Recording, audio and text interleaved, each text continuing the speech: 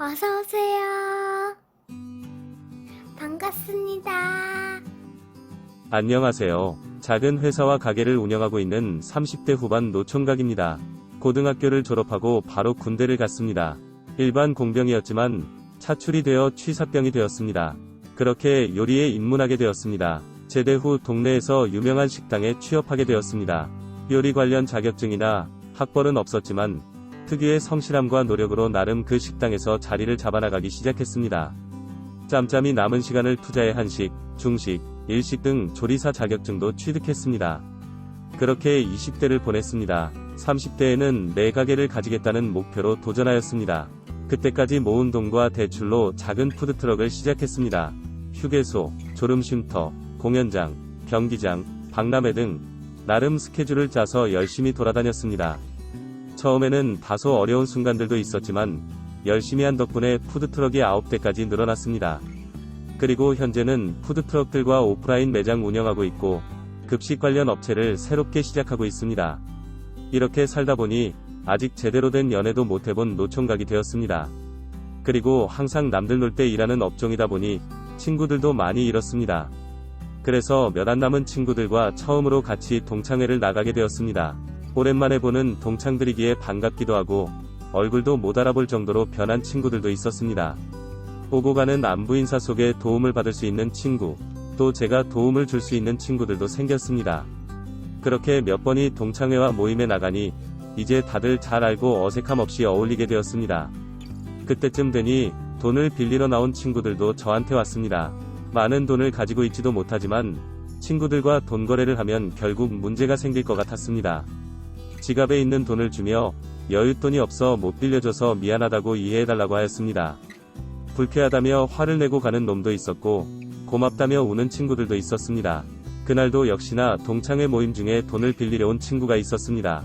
최근에 남편과 이혼했는데 엄마가 아파서 병원에 같이 있다 보니 직장도 못 구했고 그러다 보니 병원비가 부족하다는 것이었습니다. 그런데 얼굴을 보니 제가 고등학교 때 짝사랑하던 여자친구였습니다. 벌써 시간 약 20년이 지났는데도 심장은 떨렸고 설렜습니다. 그리고 여전히 제 눈에는 그 친구가 이뻐 보였습니다. 평소 같았으면 돌려 말하며 거절했을 텐데 명함을 주며 내일 만나자고 하였습니다. 다음날 퇴근을 하고 저녁을 먹기로 만났습니다. 나름 좋은 식당에서 음식을 먹으면 사정을 들었습니다. 필요하다고 했던 돈만큼을 이미 뽑아서 그 자리에 나갔고 밥을 먹으며 빌려주었습니다. 그 일 이후로 자주 연락을 주고받고 지내게 되었습니다. 그리고 제 가게에서 일할 수 있게 도와주었습니다. 그 후에는 새로 내는 가게 지점장으로 일할 수 있게 해주었습니다. 그러면서 자연스럽게 연애를 시작하게 되었습니다. 나이가 있다 보니 결혼 이야기를 하였지만 아픈 상처가 있어서 그런지 나중에 했으면 좋겠다고 하였습니다. 이해할 수 있었고 기다려줄 수 있었습니다. 하지만 시간이 지나면서 연락이 안 되는 경우가 많았고 가끔은 며칠씩 일을 쉬는 경우도 있었습니다. 그러다가 사건이 터졌습니다. 그날도 갑자기 몸이 안 좋다며 일을 못 나온다고 연락이 왔고 새로 내는 가게이기에 제가 직접 가서 서빙 및 조리를 하였습니다. 그렇게 일을 하고 있는 매장에서 시끌시끌한 것이었습니다. 나가보니 여자친구는 어떤 놈의 머리채가 잡힌 채 질질 끌려 들어왔습니다. 일단 여자친구부터 구하고 어떻게 된 거냐고 그놈에게 물었더니 오히려 저한테 자기 마누라랑 놀아난 게 너냐고 소리치는 것이었습니다. 돈 없고 가난하면 그렇게 돈으로 유혹하고 마음대로 남의 마누라 데리고 놀아도 되냐며 깽판을 치는 것이었습니다. 그렇게 매장을 아수라장이 되었고 경찰 불려 일단 그 상황을 마무리 지었습니다. 그리고 며칠 뒤 그 남편에게 상간남 고소장을 받았고 경찰에는 성매매 관련해서 조사받으라는 전화를 받았습니다. 경찰서를 가보니 엄마 병원비라며 빌려준 1000만원은 결혼을 전제로 사귀기 시작하면서 안 갚아도 된다고 하였는데 성매매 대가로 준 돈으로 둔갑이 되어 있었습니다. 너무 어이가 없었고 여자친구는 어떠한 설명과 해명도 없이 연락이 두절되었으며 매장 공금도 많이 횡령한 상태였습니다. 너무나 큰 배신감과 황당함에 멍해 있었습니다. 변호사를 선임하였고 상황을 설명하였고 증거를 모으고 찾기 시작했습니다.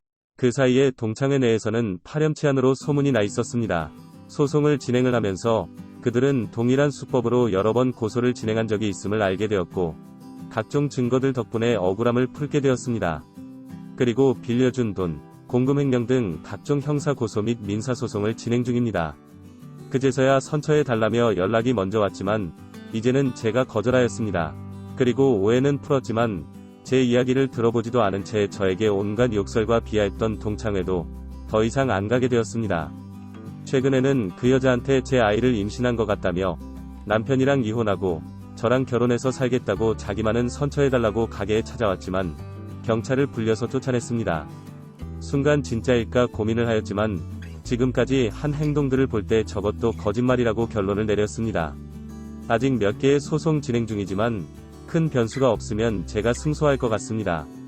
그리고 민사에서 승소하여도 상대방이 가진 재산이 없어서 빌려준 돈이나 횡령한 돈을 돌려받기가 어려울 것 같다고 변호사가 이야기해 주었습니다.